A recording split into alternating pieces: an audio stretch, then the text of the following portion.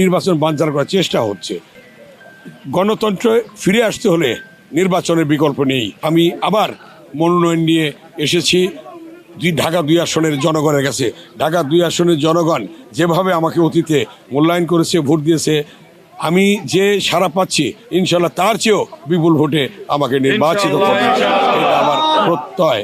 ঘোড়াপাড়িতে মাছ শিকার করার জন্য একটি দল চেষ্টা করছে নির্বাচনকে বানচাল করার জন্য। কয়েকদিন আগেও আপনার একজন নেতা কর্মীকে গুলি করে হত্যা করা হয়। এই বিষয়গুলি আসলে কিভাবে দেখছেন এবং নির্বাচন যাতে বানচাল করতে না পারে ভোটারদের প্রতি আপনাদের কোন মেসেজ?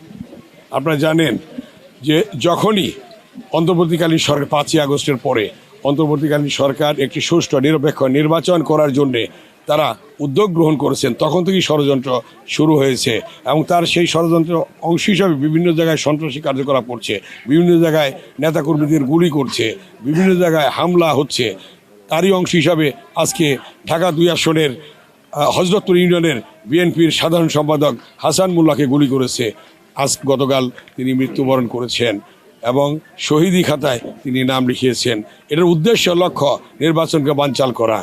তাদের উদ্দেশ্য লক্ষ্য এদেশে যাতে গণতন্ত্র ফিরে না আসে।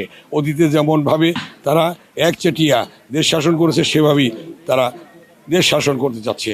তাই আজকে জনগণ যেভাবে ভোট দেওয়ার জন্য উন্মুখ হয়েছে, দীর্ঘ 17টি বছর জনাব তারেক রহমান নেতৃত্ব দিয়ে জনগণের ভোটাধিকার যেমনভাবে ফিরিয়ে দিয়েছেন, সেই ভোটের জন্যই আজকে জনগণ উন্মুখ হয়েছে।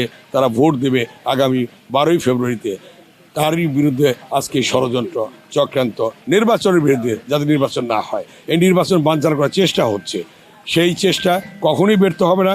জনগণ তা প্রতিরোধ করবে এবং জনগণ আগামী 12ই ফেব্রুয়ারিতে ভোট কেন্দ্রে গিয়ে ভোট দেবে এবং একটি নির্বাচিত সরকার হবে। কারণ গণতন্ত্র ফিরে আসতে হলে নির্বাচনের বিকল্প নেই। সেই নির্বাচন হতে যাচ্ছে, জনগণ ভোট দেবে এবং বাংলাদেশে গণতন্ত্র ফিরে আসবে।